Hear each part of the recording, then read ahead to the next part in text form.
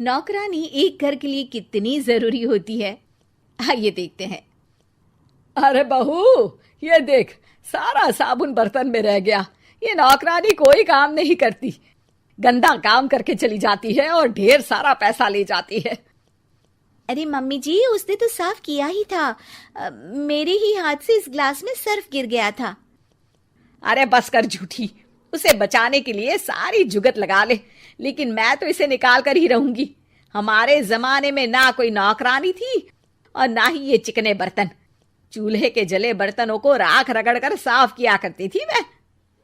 अरे माँ जी, मैं कहाँ बचा रही हूँ उसे। और वैसे भी आजकल नौकरानी जरूरत नहीं, स्टेटस सिंबल बन गया है। अब आप बताओ, मैं मुन्ना को नीचे घुमाने ले जाऊं तो लोगों से क्या बोलूं? झाड़ू पोछा खुद लगा रही हूँ। लोग सीधा यही पूछते हैं कि कौन सी नौकरानी काम कर रही है तेरे घर पर। अरे बस कर, ये भी कोई बात होती है? मम्मी जी, आप नहीं समझेंगी।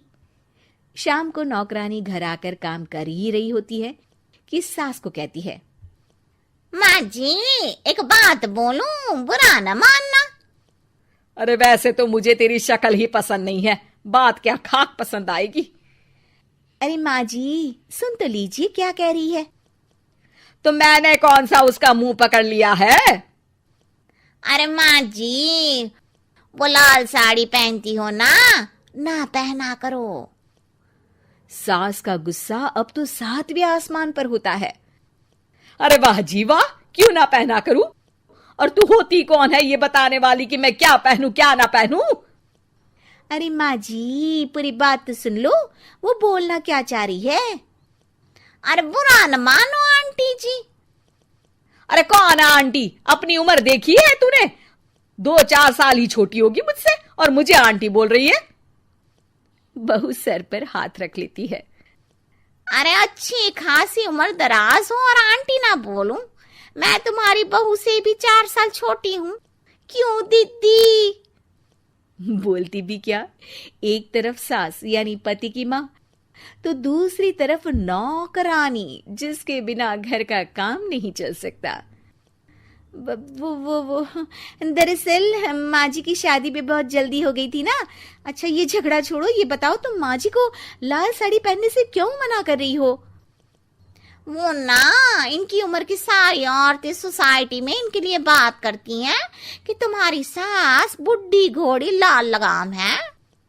बहू को ये सुनकर गुस्सा आ जाता है। अरे वाह वाह, कौन बोलता है जी? खुद क्या है यहाँ की औरतें, बाल सफेद लेकिन टाइट जींस और कोई कुछ भी पहने। अरे पहनना हमारा निजी हक है, किसी को कुछ हक नहीं बनता कि वो मेरी सास के लिए कुछ बोले। मैं आज ही जाकर माँ जी के लिए लाल जींस लेकर आऊंगी, फिर देखो कोई क्या बोलता है। अरे चुप लाल जींस। अरे सुन नौकरानी की बच्ची, जाकर बोल दे उन लोगों से कि उन लोगों की तरह मैं उड़ती नहीं फिरती हूं घर बार छोड़कर। अपने बच्चों और नाती पोतों में मन लगाती हूं, ना कि सारा दिन ताश के पत्तों में आंख गड़ाकर 3 पत्ती खेलूं। नौकरानी वहां से चली जाती है। वैसे बहू, नौकरानी के क्या फायदे हैं ये तो पता नहीं, लेकिन सबसे अच्छा तो ये कि पता चल जाता है कि कौन किसके लिए क्या बोल रहा है। सोसाइटी में तेरा नौकरानी रखने का इरादा बिल्कुल ठीक था। अगले दिन उन लोगों के घर की बेल बजती है। बहू दरवाजा खोलती है कि सामने कुछ औरतें खड़ी होती हैं। अरे बहू, कहाँ है तेरी सास? बुला जरा। अरे बहन जी, आप सारी एक साथ आइए आइए, कैसे आना हुआ? अरे 3 पत्ते खेलने आई हैं, क्यों खेलोगी? क्यों नहीं क्यों नहीं, वैसे भी बड़े दिन हो गए, एंटरटेनमेंट हुआ नहीं। बहू जा जाकर पकोड़े तो बना ला। अरे बस करिए, आगे कुछ पीछे कुछ।